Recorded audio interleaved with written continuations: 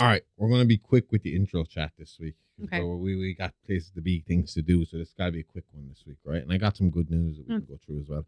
But first of all, we did Primate this week. We did.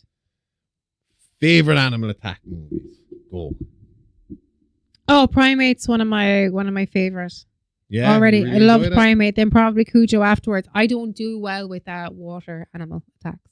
I don't, except for Jaws. I like Jaws. I don't like Deep Blue Sea. Deep Blue Sea fucking makes me feel sick. It's a good movie, but I can't. There's too much inside. It makes me panicky. Don't like Lake You Placid. ate my bird. That's all I ever can remember from Deep Blue Sea. Don't like Lake Placid. Throwing his Zippo lighter into the fuel fucking water. See, all I can remember from that movie, which really traumatized me, is I don't know which. Getting eaten. That was awesome. No, that was kind of funny. It's whoever was in the stretcher, and the shark comes up, and the stretcher is sideways in its mouth, and it's ramming him into the glass. That's what did it for me. I don't know why that made me so panicky, but I was like, with Lake Placid, it was the maggoty toe at the start. That's where I tapped out. And I'm not overly squeamish, but that to me was, I know what's coming. But that was before you got into all this kind of shit. To be fair. I think if you went back and watched it now, with the remember that fucking Betty White is the bad guy in this movie. No, I know, but you see, if that doesn't fucking endear you enough into watching the movie, that Betty fucking White. It's not that I'm scared of the animal, and it's not that I am squeamish about what's going on, particularly with Deep Blue Sea. I just found that upsetting. It's like in Death Proof when it's Death Proof or Crush Proof, Quentin Tarantino's Death Proof. When Death Proof. It's when I think it's the black girl's leg goes flying through the air. I found that extremely upsetting. If it makes you feel any better, Quentin Tarantino said it's his worst movie. We agree on something, Tarantino. And it's probably his least memorable movie. I mean, all the others are classics. I remember a good shot of it, though. I've only seen it once. I've only seen it once as well, and I turned it off after the leg because I didn't even know got it was a Quentin upset to the point Tarantino where I got movie when I teary, which watched is unusual for me. I didn't like it. Yeah. I remember watching it and I didn't even know it was a Quentin Tarantino movie. Yeah, it doesn't feel like it's a Tarantino movie. Well, it might now because we've only seen it once and it's been so long. It might feel. I'd be open to watching it again, like you said. I kind of next time I watch it, I'm gonna watch it the way he intended. It's a double bill. Yeah, with, Grindhouse. Yeah, you can. I have a version of it where it is. What was it shown with? Planet Terror. Oh yeah, we put all the two of them. Yeah. Have you seen Planet Terror? No, Planet I've heard Terror of is it. batshit crazy zombie movie. I mean, like batshit crazy. I feel. It is wild. It's so fucking weird. It's funny. But that's kind of where fucking Thanksgiving comes from. Eli Roth's Thanksgiving. Eli Roth's Thanksgiving. Oh, it was yeah. an ad. It was a trailer. Yeah, I knew that. The cheerleader and all. There was a bunch of fake trailers, and that was one of them. Yeah. And I know that Rob Zombie did one as well, and he was talking about making a movie out of his one as well at one point, but it never really came out.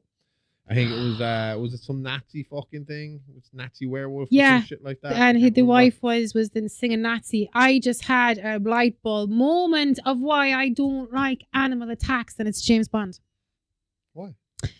I think it's the one with the Chinese guy in it, or the guy with the thing. But Odd Job. Yeah, and one of the people has been lowered down, and he's tied up, and he's been lowered down into the sharks, and you think he's going to feed into the sharks, but he's like, I think the line is, no, you're not going to die. This is the first day of the rest of your life. And your man literally just has his legs taken off by the shark. I remember seeing that young, and I remember being upset by that. So maybe that's what it is. Oh, sorry, I thought you were getting confused with Austin Powers again. No. They do the same it was scene specifically in Austin Powers, except it's sharks with lasers on their head, and then Dr. Evil gets all pissy. It's obviously a take piss off that movie. That the sharks don't have lasers on their head, and he's like, why didn't they have the lasers on their head? I asked for sharks with freaking lasers on their head. Is that so hard to fucking get right? That line in particular that rattled me. This is the first day of the rest of your life, and I remember being like, oh, I don't like that. The one that scares me the most isn't a horror movie, technically. It's a sci-fi movie, technically. Conquest of the Planet of the Apes. That ending is one of the scariest endings of a movie I have ever. How does that end again? Conquest. So Caesar obviously is smarter than all the other apes. The apes are smart. They're gaining consciousness, but they're not talking smart yet. They're what happens is you have the simian flu hits. Simian flu wipes out all the Yeah. cats and dogs, Yeah. right? Yeah. Affects only the cats and dogs. It's not like the Yeah. modern reboot where it affects the humans and kills the humans. It's only domesticated pets kills. So the apes are replace the cats and dogs. But then humans realize that apes can be trained to do more than we could do with cats and dogs, which then makes them more slave, subservient kind of fucking characters to the humans. Yeah. Where we're getting them to do all the jobs we don't want to do. But in the meantime, because in Escape from Planet of the Apes, Caesar's parents had escaped their planet when it was about to be you got to follow the whole fucking thing. So you have Planet of the Apes, where Charlton Heston's character goes and ends up finding himself. Oh, but I got to explain to the other people that are listening to us. I don't mean like I know. But, you kept talking. I was saying I know what happened. But. So he obviously goes, realizes that he didn't land on another planet, but he went through a wormhole and ended up in the future, and he's actually on Earth in the future where the apes have risen up. Then the kind of thing, the whole thing of it is it's a bit of a loop, because what happens is then you get to beneath the Planet of the Apes, where the humans that are left to live in the Forbidden Zone. The Forbidden Zone is the Forbidden Zone because it's nuclear, because we left off a nuclear weapon in that area. There's still a nuclear warhead there, and the humans that are left have telepathic powers from the nuclear thing, and they worship this nuclear bomb. And the apes who know what's in the Forbidden Zone want to keep the other apes out and want to keep as far away from that as possible so as not to fucking have that happen again. So at the end of Beneath the Planet of the Apes, the humans detonate the bomb. The bomb goes off, but some of the apes, the three main apes from the original and the sequel, managed to reverse do what Charlton Heston did and go back through a wormhole back in time to the 70s, where they are in our world, our era of the world. But humans get worried that if they procreate, what will happen? Will the apes take over? Because obviously the apes that are there now have given away a bit too much information of what happens in the future. The nuclear fucking explosion, the apes rising, all this kind of stuff. So they think by the end of this, they kill the two parents, and they think they kill Cornelius, and I can't remember the woman's name, and they think they kill Caesar. But Caesar had been switched out with an ape from the circus. So the circus owner keeps Caesar and kind of keeps it hidden that he's intelligent and he can talk. But Caesar then, coming into the city and seeing how apes are being treated, gets pissed off and starts to rise the apes up and get them on side and starts to militarize them. The thing is, though, the final scenes when the apes do fight back, for a fucking PG movie, it's terrifying, because the apes are fucking killing because they're doing what apes do. They're jumping around, they're screaming, and they're making those screechy noises, but they're stabbing and killing every human they fucking see. And Caesar's speech at the end of the movie is the most bone-chilling fucking scenario ever. The way you see the anger and the fury in him and all this kind of stuff, which is funny because then they kind of wind it back for the next one. Yeah. And bring it back to a kind of, okay, humans and apes are able to work together again, and this is where we're going to break the cycle. But that ending is just fucking chilling to watch. To see, I think it's just the noise of the apes. It's the way they're acting, the way they're attacking. It's uncomfortable to fucking watch, you know? Yeah. But yeah, that will be my top scariest one. But I did enjoy Primate. I did realize one Primate, thing. what? Primate is the first movie we have covered on It's Alive Alive podcast that was still in the cinema when we covered it. We don't usually do that because we expect sequels. We expect continuity. What about Begonia? Huh? What about Begonia? Is that still in the cinema? I don't know. I don't think so. No, I don't think so. Actually, no, I think you're right. But Primate is not currently. You can go watch it in the cinema right now. You know, so it's like the first time we've done something that was that current. Mainly because I'm usually afraid of more things coming. You know, because I did a great fucking little series on Dexter. Went to the end, all the way to the point where they told us he was dead for the second time. I said he was dead for the second time, and no sooner did I release the episode, and they were like, we're going to release Dexter Resurrection. Because their ratings were so good. Fuckers. So the next time, just don't watch it. What's worse? It's like, okay, well, at least it's not going to fuck up all my backstory. Oh, we're also doing Dexter Original Sin, and we'll show you how we got there. Cancelled, so it's fine. Fucking cunts. Yeah, but it's cancelled, so you're fine. It's you're like, thanks. I spent weeks on that fucking series because it fucking took so long because there was 9 seasons at that stage for me to fucking plow through and explain about how this serial killer had been killing other killers and going unnoticed for ages. Yeah. No, I've already thought of a new way to do Dexter eventually that will protect me in that sense, where I'm going to, over the next few years, I'm going to do specific killers from the TV series. And because I'll do them sporadically and it won't feel like it's just me going week in, week out, and then they went missing and no one ever knew where they went. Yep. It'll feel like I did it over a long period of time, and then when they officially say Dexter is fucking done, not coming back, then I'll kind of do a kind of big reveal of, we finally cracked the case of where all these serial killers who we've said over like last 3 or 4 years have went missing, went missing over time. When we're talking about the Trinity killer who just went missing, and we're talking about it who just went missing. Yeah. It was all down to this serial killer who was killing serial killers. Good idea. So that's what I'm going to do with that eventually. Now, other people who like to fuck with me, and we'll get into the news. My favorite movie, The Texas Chainsaw Massacre, has decided to take my little series and shit in it. No, I'm happy about this. I'm only joking. A24 has officially won the film and TV rights to The Texas Chainsaw Massacre. The franchise was in a lengthy and reportedly fear-spinning war. The property was being shot by Verve, which has represented the series since 2017. So they did one movie and did it badly. And a lot of big-name creatives and studios wanted to bite. Jordan Peele and Monkey Paw Productions were in for it. Taylor Sheridan was in for it. Oz Perkins was in for it. But A24 came out on top earlier. I would have been this interested in seeing what Peele did with it. Yeah, it would have been cool. Yeah.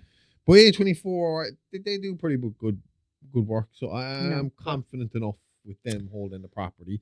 The first project A24 is launching under this acquisition is a brand new TV series based on the iconic horror property. It's being steered creatively by Strange Darling director and The Long Walk screenwriter J.T. Molnar. So that's a good pedigree right there. They're 2 good movies that we both enjoyed. Yeah. So he's set to write and direct. He's brought in a seasoned production team, including Glenn Powell, who will not appear on screen. A little bit too good looking to be a fucking Sawyer, really, isn't he? Running Man. He was the dude. He was on fucking SNL only like 2 weeks ago. Oh, yeah. I need to get a good look at him again. Roy Lee from It and Barbarian. Kim Henkel, who is one of the original co-creators of the 1974 classic and look nothing like I expect a man named Kim to look like. I only saw what he looked like last night. Glenn Powell has a bit of a psycho, a serial killer feel off him. I mean that in the nicest possible way. Before we went on the show on today, I turned to you and I said, Strange Darling, if that's the dude that's doing it, he needs to get back onto Kyle Watts' fucking face. Absolutely. What is it, Kyle Gallner. Gallner. Because I love him, number one, as an actor. Mm-hmm. I have loved him since I saw him in Outsiders. When was your first time seeing him, though? Oh, well, I didn't realize it at the time with Jennifer's Body, obviously. Yeah. But when I watched him in Outsiders, I was like, he was the most lovable character in that fucking show. He generally kind of is, though. I think he's a very likable kind of person. But I can also see him being a fucking badass Sawyer. Yeah. Yeah. You know like you said, along the same lines as Viggo Mortensen, Matthew McConaughey, Chop Top. What I want to see, and what we're probably going to discuss to the point of fucking nausea over the next fucking 6 or 7 weeks, is my view of Leatherface. And again, it's coming soon. We're going to be talking about it a lot. My view of Leatherface is and I think it's where the biggest mistake was with the last movie and the last few attempts at the movies. Yeah. Where 1 to 4 is smart and where the rest fuck up is they try to make Leatherface like Jason or Michael or Freddy. Mm-hmm. He's not. No. Leatherface is a tool used by the Sawyers. He's more of a sympathetic character, I think. He's not the bad guy. No. The Sawyers are the bad guys, and they're using this thing to fucking attack people with it. And that's where they're fucking he's a big motherfucker. And that's what I want to see in these new versions. Mm. I want to see the Sawyers. I want to see what they do. The most interesting thing about each fucking movie from 1 to 4, from 1974 to 1994, was every time one of those new movies came out, we got a new batch of the family. Yeah. And we got new elements of these fucked up people doing fucked up things. Leatherface pretty much stays the same. Yeah. He was similar throughout. Same kind of mannerism, same kind of slight changes to his look and stuff like that. But that's to be expected in 20 or 30 years of fucking aging. Yeah. You're going to look different.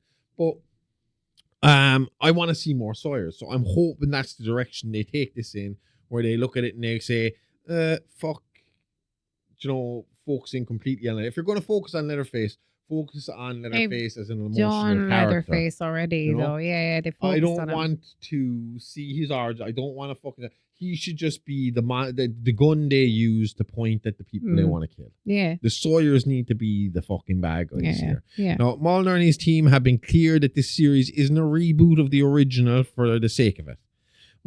They've explicitly said, and this really fucking makes me feel good about them getting their hands on it, is this statement alone.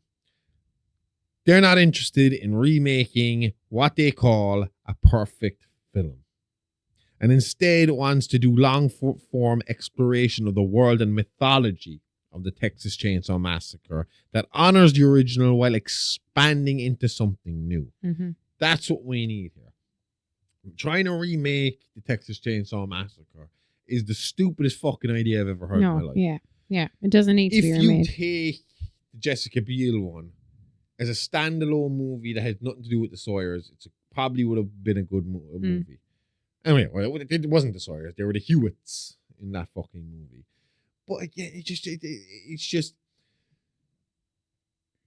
it's like trying to repaint the Mona Lisa and fucking sell it to us as the original. It's not going to work. You're not Da Vinci. Don't bother. Yeah.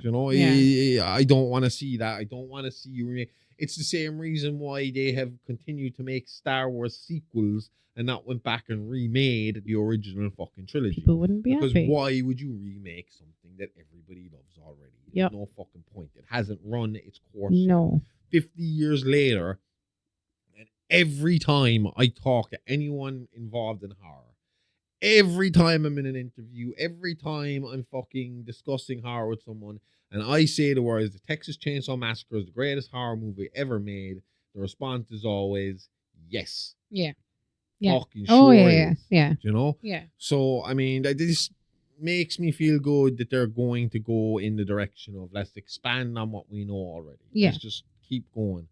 So alongside the TV series, there's also a new Texas Chainsaw Massacre feature film in very early development with many of the same producers attached. So that's good as well. We don't have two separate fucking entities trying to fucking shit the same thing at us. Yeah. It's unclear who's going to be the distributor for this, if Netflix will get it like they did the last one.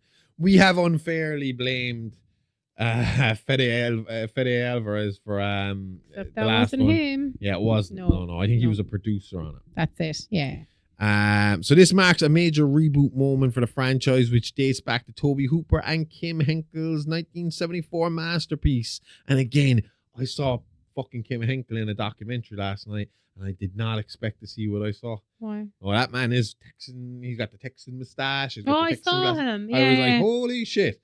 For a man named Kim, you do not look like it. Kim I wasn't expecting a girl or anything. I wasn't for... expecting an Asian or a girl or anything like that. They're the usual Kims that you find. But, I just expected someone softer. I wasn't expecting such a Texan-looking dude. I wonder what his full name is. So yeah.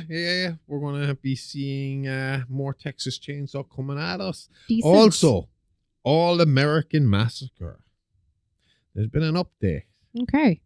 Now, a lot of people might be asking, what the hell is All-American Massacre? And again, over the next few weeks, we'll get into it. We'll get really deep into this in an episode of It's Alive Action in a couple of weeks' time. But right now, short term, it's a long-lost horror project tied to the Texas Chainsaw Massacre universe that was shot all the way back in the late 1990s, around the year 2000, by William Tony Hooper, son of Toby Hooper. So Tony. He would have went with William. Your name's William. Why did you decide Tony? Because it sounds like Toby. The film was supposed to be a spin-off / sequel to the Texas Chainsaw Massacre 2, focusing on Chop Top years after the events of the movie. Basically picking up from the 1986 cult classic, where the cult classic left off. Because I suppose we never explicitly see Chop Top die. No. So that is another thing. He's kind of the Stu Mocker of fucking the Texas Chainsaw Massacre, in the way of, we see him get hurt, we see him fall, and we'd also really like to see him come back. Well, I would anyway. Chop Top. Chop Top. Who doesn't want to see more the Chop hottest sire? If you say so. Basically it was going to be Chop Top locked up and he's being interviewed. Mm-hmm. And it kind of then goes and does flashbacks of what the Sawyer family were up to before, in the past. So a different actor was playing Chop Top as a younger man. Yeah. But according to a documentary I watched last night, they said even Mosley was saying this dude who was playing the young Chop Top it was almost impossible to fucking recognize the difference between him and Mosley's original. Okay. It was that good. Yeah. It was shot as first it was shot as a short, right? Okay. Then the short turned into something bigger and bigger and bigger. One of the guy who played Grandpa Sawyer in it said that, like, first he got hired for 2 days work. Okay. Then he got a phone call about a week later asking if he wanted another 2 days work. Then he got a phone call a couple of months later asking him if he wanted another few days work. Then he got a phone call a couple of years later going, do you want to come in for more work? And then he said him and Tony Hooper were on the phone to each other a lot, discussing what they could do with the movie. Websites have went up. Websites have went down. Websites have went up. Websites have went down. Dates have been promised. Dates have been taken away. And now nobody talks about it. Okay.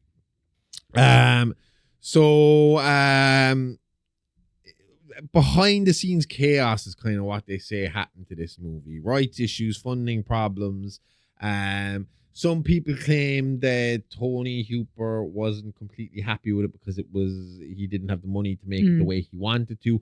Other people say it was the fact, I can't remember the name of the actor, but the guy who plays Drayton Sawyer the cook. He was supposed to make an appearance he was supposed to be their big ending. He died before they could get to it.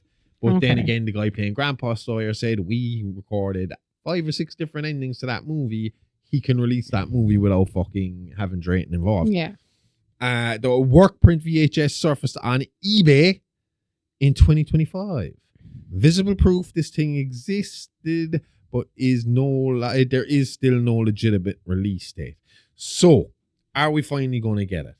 A group called Dragon Studios has launched an initiative to complete and release the film in 2026, restoring old footage, shooting some new bits, remixing audio, and basically patching together what they can to actually get this abomination out of purgatory.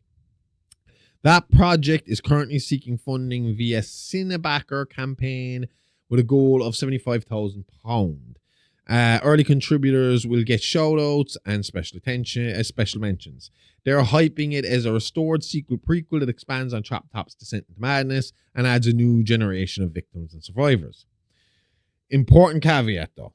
Some folks originally tied to the productions have cast doubt on this revival effort, saying they weren't contacted or involved, so whether this will actually turn into a legitimate release or just another pipe dream project is still up in the air. A lot of people have come out that were involved with it originally and said this is bullshit and it's not coming at all. The dude that played Grandpa Sawyer says there is a movie there. Okay. There is enough of there's enough shot that they can release a movie there, and everyone involved still has like high hopes that it will eventually see the light of day one way or the other. They said if it was nowadays, it would have gotten a fan film release. Yeah. Okay. But because at the time they were still a few years away from YouTube being a thing, fan films weren't an accepted fucking medium, and copyright came into effect. Okay. Do you know who played Leatherface in All American Masters? Do I know him well? Not really, but it's still a strange choice. So not horror related. Not at all. Sitcom? Musician. A musician. What year was it again? 2000. 2000. You're not going to get it. Yes, I am. I'm good at guessing. Not this one.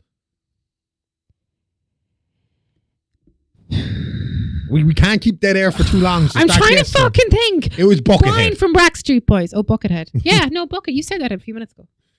Yeah, but Buckethead was going to be Leatherface. Like, is there a Brian in Backstreet Boys? I'm pretty sure there is. I have no idea. Okay. Backstreet Boys, NSYNC. I don't know who's in which and who's in what. I had one album. But yeah. So look, there's a chance that we might see this. I think because we're in this era where fan demand actually stands for something. I mean, we saw that with the Snyder Cut. We saw that with fucking people's outrage at Sonic the Hedgehog. Yeah. That fans can change how studios look at things. And if there's money to be made, studios will take that fucking money that's to be made. So I suppose realistically what you're looking here is for A24 to turn around and be like, okay, let's take it with us. We own the rights now. Sure. Let's fund this little side project kind of freak show and put it on as a kind of side fucking thing. Or maybe take what's there and adapt that story into their TV show. Yeah. That's also a possibility. It's true. I don't know. We're going to have to wait and find out. But we will discuss it a lot more in depth on It's a Live Action in a few weeks' time. Okay. Next up, VHS. The Creepy Ever Bloody VHS Anthology Series has changed hands. Okay. It started all the way back in 2012. The rights to the entire franchise were acquired by Spooky Pictures and Image Nation Abu Dhabi, taking them from Studio 71 and solidifying a new production era for the property. So, I mean, we only started watching VHS for the first time this week. Kind of binged it. Well, not really. We're only halfway there. We've watched up to one nearly every night. VHS 94 is where we're at. Was the last one we watched. Next one is 85, is that? Yeah. I think so. I'm looking forward to 85. No, there's 99 before. Okay. Oh, yeah. Yeah, okay, cool. It was way, way gorier than I was expecting for a cheap movie. The one, which one did I find the goriest? I was like, I was not expecting this, Josh. And it's because it looks like it looks like real gore. Do you know? Was it the one with the cult? With the school kids and all that shit? The Asian one? Could have been. Where the documentary would come in and the next thing he's like, Dong, the time is upon us now, and he pulls out the box cutter and attacks your man. Oh, that's what it was. Yeah. It's pretty fucking vicious. It is pretty fucking gory. Good though, I'm enjoying it. It was unexpected gore, levels of gore in that fucking movie. Because the rest of it looks so fucking cheap that you don't expect some it. of the gore, the level of gore is the level of gore that I was expecting in the Poughkeepsie tapes, if I'm being very fucking it's uncomfortable viewing. That's what it is. No, it's not even that. Poughkeepsie tapes would have been uncomfortable viewing if it wasn't for the shitty bits in between where the mockumentary parts were happening. They should have just treated it like a regular mockumentary. Yeah. Do you know what I mean? That's true. I don't understand why you would go full acting, method acting, kind of fucking crazy on something where you're just supposed to be acting like a talking head. Yeah. You know? Yeah. Because I've always thought of it. I always thought, like, if we ever got to a level where we were popular enough that, like, a movie could use us in their universe as a podcast discussing their killer. That's true. Do you know what I mean? Where we're talking about their killer and using it because we pretend to talk about fucking movie crimes as real crimes, we would fit into it. And realistically, it would be like us change. I mean, we wouldn't have to change anything we did on a regular basis to make that work for a movie maker. No. We just sit here and record on our phone the same way we do as usual. Exactly. That's how they'd want it to look realistic. It would be, but what they did in the Poughkeepsie tapes would be like the equivalent of you and me coming in here and suddenly changing our entire tone of the show to fucking fit a movie universe. Like, you know? Yeah. And getting over the top with it and putting fucking music and atmosphere involved. It just doesn't work. And that's where Poughkeepsie tapes lost me. The Poughkeepsie tapes are scary. The bits in between the tapes are bullshit. Yeah, yeah. But VHS, yeah, I mean, it's pretty fucking hardcore. The pattern lately has been one new anthology a year straight to streaming, each made up of multiple short horror segments from different directors playing with everything from gory alien invasion vibes to pure holiday spooks. Under the new rights holders, the plan isn't just to keep churning out anthologies the way Shudder has. It sounds like individual shorts within the VHS universe could become standalone feature films if the segments prove dense or creepy enough to justify a full-length expansion. Now, that's not new either, because that's already been done. Siren is a full-length version of that one, the short with the guys who were involved at the threesome with that weird succubus thing where they're trying to make amateur porn without her knowing because they have the hidden fucking glasses camera. Yeah. There's a full-length version of that. And there is Kids versus Aliens, which is off the short of the kids who are being at home with their sister and her boyfriend, and the aliens attack them and fucking abduct them all. Yeah. But so look, I suppose their plan. I suppose what VHS would turn out to be through this new production company would be almost like a fucking backdoor pilot system. Sounds like it. Yeah. You know. Yeah. Here's a short. If you like it, we'll make it longer. Yeah. You know? Yeah. If it doesn't get attention, we won't make it longer. It's almost like a testing ground for stories to see if they'll sell. Yeah. That's if enough people talk about it, we'll fucking make it. That kind of thing. Yeah. We just gotta wait and see how that all fucking pans out over time. But I have been enjoying them, and I am gonna finish them off real soon. We're plowing through them, and I can't wait to get to Beyond. Oh yeah. Once you get to the alien stuff, I'm all in. Last piece of news for this week. We have the horror world has just served us a real freak show trailer for The Hermit, an indie horror thriller that drops on digital and on demand on March 3rd after a Los Angeles premiere in March 2nd. This is not a meme. It is going to star legendary bodybuilder and actor, the original Hulk, Lou Ferrigno. He is going to be playing a cannibalistic pig farmer who doesn't just raise swine, but allegedly makes jerky from human flesh, sharp and gross. So this is going to be, I would assume this is inspired by Robert Picton. I would think so. Yeah. From Canada. Yeah. The pig farmer who liked to murder prostitutes. Yes. The plot itself hits classic backwoods nightmare vibes. Two self-absorbed teens, Lisa and Eric, are dragged on a woods vacation that quickly turns into a fight for survival when they wander off trail and stumble across this farmer's creepy domain. What starts as poor decision-making ends in straight-up terror as they attempt to escape a relentless monster in the flesh. That sounds like every horror movie ever. Bad decision-making, straight-up terror, relentless monster. Melania Wiseman from A Series of Unfortunate Events and Anthony Trollope from Love and Victor co-star as the doomed teens, giving the project a mix of recognizable faces for today's horror-leaning audience. Director Salvatore Sclafani, not bad. This is going to be his first English language feature, and writer William Walkerly crafted this as a dark horror tale with a quirky edge, which basically means it leans into both unsettling rural horror and bizarre grotesque character work.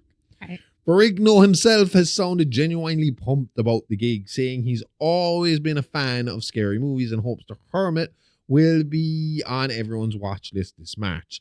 Uncorked's president echoed that, hyping the film as dark, action-packed, and wildly entertaining. Cool. I'm looking forward to this. Lou Ferrigno, I mean, like, I was a huge fan of the old school Hulk TV show as a kid. Yeah. It used to be on RT1 on a Saturday. Oh, one. Saturday kind of afternoon TV. Saturday afternoon TV in the 90s used to be littered with 70s and 80s TV shows from America. So Yeah, Dukes of Hazzard, A-Team. A-Team, Zorro, fucking The Hulk, the like you Hulk. said. I mean, these were that was my Saturday. MASH. evening. Was MASH on the Saturday evening? No, MASH was on 6 o'clock every. No, MASH was on before or after The Simpsons on Sky One every night. Oh, that's what And I then saw, eventually it went to Paramount, which is now Comedy Central. Yeah. That's what it was.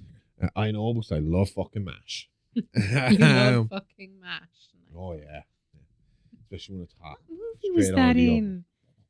It's not the pie. It's definitely MASH. Somebody was on about. I have no idea, man. I'm telling you, it was. Unless I dreamt it. Oh God, it's crazy because we've seen the movie MASH. Mm-hmm. Was always shocked that it was a movie, but it's a weird fucking movie. It's like I a movie remember with it. no real story. Oh, I do remember it. Kind of what's like a day in the Sutherland's in life it? of. No? Nah, Because people say this about Cats as well. The Cats is weird because there's no storyline to it. There's not supposed to be a storyline. It's literally a night in the life. Disjointed, and I don't know. I've only watched it once. Maybe I have to watch it again. Donald Sutherland is in it. I love Donald Sutherland. I'm pretty sure he plays Hawkeye in it. He does, yeah, we've seen it. Yeah, no, but I'm just saying. I'm pretty sure he plays the character of Hawkeye. Oh, sorry. Yeah, sorry. Hawkeye I was saying, being, he's definitely in it. Yeah. Alan Alder. Alder? Alder. Oh, fuck, I can't remember his second name. Alan Alden. Alden. Yeah. I'll check.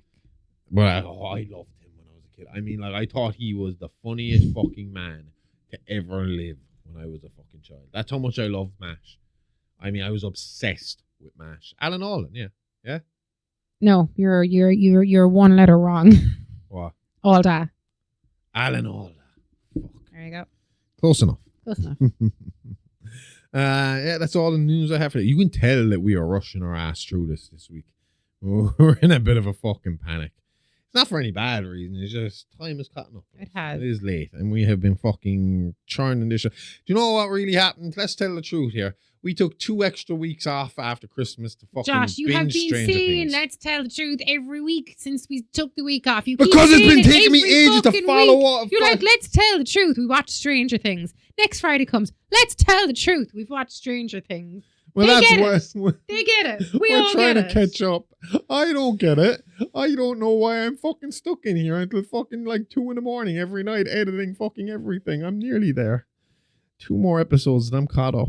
Not 2 more weeks for you. I mean, just 2 more episodes that we have to record, edit, promo, and fucking put out there. And then I'm caught up and I'm Pretty back much. to a week ahead of myself on all our programming. But we're getting there. We're getting there. Right. We got one Reviews. last thing to do. Well, the reviews now are changed slightly. Mm-hmm. So up until now, I've been doing 2 reviews every week. Mm-hmm. But now we have Real Talk with the Doctor every Sunday where I review my top 5 movies that I had watched the week previous. Mm-hmm. They might be new movies. They might be old movies. They might be any type. They might not even be horror sometimes. I mean, this week I did Don't Look Up, which has a horror tone to it. If it could scare you with how realistic it fucking is. Yeah.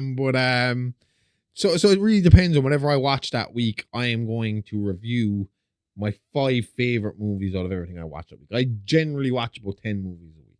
Yeah, easily. So I'm going to pick my favorite 5. I'm going to review them, and then you can check it out there on the Horrorverse Network on the free tier. Just like me, like Amy has her mini monsters, I'm going to have Real Talk. That's the way that's going to work. So what I'm going to do every week on the Horrorverse Headlines is I'm going to review the movie we cover on It's Alive podcast. Mm-hmm. If we're doing a multi-week fucking story like we did with Begonia, where it took 3 weeks to do the whole story, then I might throw in an extra review of something similar or something along the lines of, or maybe one of the reviews from Real fucking Talk will find its way here as a little teaser for what's coming that week. But this week, it is Primate 2025. So a group of friends' tropical vacation turns into a terrifying primal tale of horror and survival. Directed by Johannes Roberts and starring Johnny Sequoia, Jess Alexander, and Troy Kutzer. How are you so good at names? I looked at that and there was no way. First of all, I would have fucked up on Johannes. And Sequoia, I would never have gotten that one. Sequoia. I was going Maybe to I'm try saying it wrong. Kutzer and I was going to fucking fuck that one up. No, you did that. That's exactly what that is. You did a very good job. A fair play. You are fucking really good at names. Thank you. I just stumble all over and be like, that's all right. That's fine. See, I kind of had to for the last job I was in. What? Calling people out when I had to go and call confirmations. And I'd be like, what the fuck is that name? Especially as we start to see other nationalities come into Ireland. And I was like, okay, gotta Google this one. Gotta Google that one. Gotta Google this one. And there were some names that Google couldn't even help me with. So it was you ask for the person and then they'd be like, yeah, this is so and so. And it's like, that's how you say it. Wojciechowicz, spelt the same way it sounds. Deep cut. Primate is the kind of horror thriller that understands a very simple truth. Humans are slow, fragile, and wildly overconfident. But put us in a confined space with something stronger, faster, better adapted, and the illusion of control collapses instantly. This movie leans into that idea hard, and it's why the tension works as well as it does. The chase sequences are the film's biggest strengths. Unlike your standard slasher pursuit, these scenes feel genuinely unfair. The ape doesn't just run faster, it moves smarter. It climbs, pivots, disappears, reappears. There's a constant vertical threat that humans can't match. You're not watching people flee danger, you're watching prey realize the rules of movement no longer apply to them. The camera work reinforces this beautifully, keeping the creature partially obscure just long enough to let your brain do the worst possible math. But Primate isn't just muscle and teeth. At its core, it's a story about family and unresolved trauma. The central family unit feels lived in, fractured in believable ways and bound together by guilt and grief that never fully healed. Their emotional baggage doesn't pause the horror, it fuels it. Poor decisions don't come from stupidity, but from emotional blind spots, which makes everything hit harder. The film is also surprisingly thoughtful in its warning about domesticating wild animals.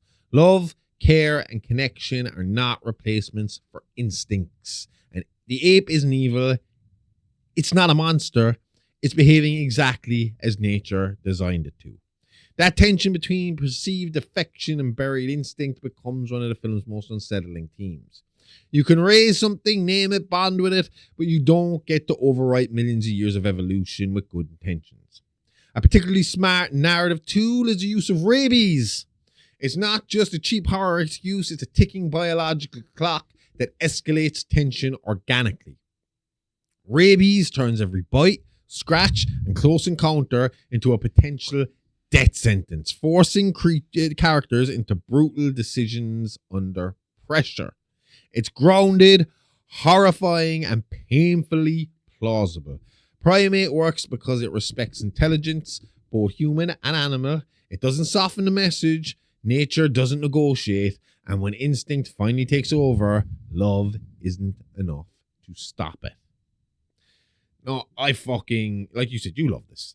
I love this. Mm-hmm. I thought, like I said, the whole idea of rabies was perfect. Because again, you're not just saying it's purely instinctual, that you can't have a bond with an animal and that it's always going to snap on you. This is just a case of this disease hit this animal, and once it did, instinct completely overrides everything else that's involved here. Exactly. How did you feel about the fact that it was clearly a man in an ape suit? Was that? Did you not feel like that? No. I felt like as soon as they did a close-up of that monkey, I was like, that is a dude in a suit. Nope, I didn't feel like that at all. Maybe it's just the rest of the movie was so good, I think. Do you know what, though? Probably better than CGI. Me. It's probably better than CGI because we watched the new Sleepy Horror, I nearly called it. Silent Hill. We watched the new Silent Hill. That's how late it is, Sleepy Horror. We watched the new Silent Hill last night. And I will say, I did not like the use of CGI in that movie, especially when it came to the nurses. Because in the first Silent Hill, those nurses are filmed backwards and then it's played forwards. So that's how they're so fucking creepy, and the movements. The common tool that they use to make unnatural movements. Fucking David Lynch was a fan of using that as well. But last night those nurses were CGI'd and I was looking at it and I was like, they're not half as fucking creepy as the original nurses. But if they had CGI'd the monkey, it's yeah, but I mean, Planet of the Apes have been doing it for the last fucking. But that's different. Planet of the Apes is different, I think, because there's so many fucking apes there. I think that if it wasn't a man in costume, you wouldn't have had the same aggression. It'd just Planet looked... of the Apes, you're expecting human kind of expression from exactly, the and you get monkeys, human which expression. requires human actors to portray. So it was probably better that it was a man in a costume. Yeah, well, I mean, it didn't bother me. It didn't take me out of it. No. It was just noticeable at the start that it wasn't CGI. It wasn't a real monkey. It was somebody in a costume. You get authentic aggression, though, I think. Oh, he played it well. He played it very well. Yeah. It was terrifying. It was a scary situation to be in. Mm. But again, obviously, like we said, rabies becomes such a fucking big factor in it, because if Aaron never gets bitten by Ben, then they could have just sat in that fucking pool until Dad comes home to save the day. Mm. It wouldn't have been an issue. The monkey's never getting in that pool. He's got hydrophobia. Yeah. You can just chill there. Yeah. Fine. You might come out a bit sick. You might come out with a fucking bad cold. You might need to spend. But you come out with your life. But it's not as much of a panic to get out of the situation. Exactly. But when you're there and someone is a ticking time bomb next to you, suddenly it's like, I need to get my loved one to safety, and this fucking rabies-ridden animal is in front of me, stopping me, and it will fucking kill me. You just got to sacrifice the weak one. Distract him. Well, they tried that. He threw him over a fucking cliff. So what are you going to fucking do? It's still in cinemas. So if you haven't seen it, go see it. It's worth a fucking watch. It's decent. It's fun. Yeah. It's crazy. It's something different. It's a different take on fucking animal attack movies. It's a different take on... Because with most animal attack movies, you're not really going to fucking... like. I mean, nobody's in love with the shark in Jaws. Nobody really gives a shit about the Lake Placid crocodile outside of Betty White. You know, I mean, Cujo would be the closest thing to it, because it's a dog and everybody loves dogs. But the dog has rabies in that. Yeah. But in that case, they don't realize. Nobody picks up early on that the dog could have rabies. Whereas in this movie, it's bitten by at a the mongoose. start. Yeah, it's not a spoiler, but he's you know, the dad should have fucking known. Dad should have stayed at home. Keep that one. So check it out. But it's worth a watch. It's fun. It's great. It's a good fucking easy watch. Absolutely.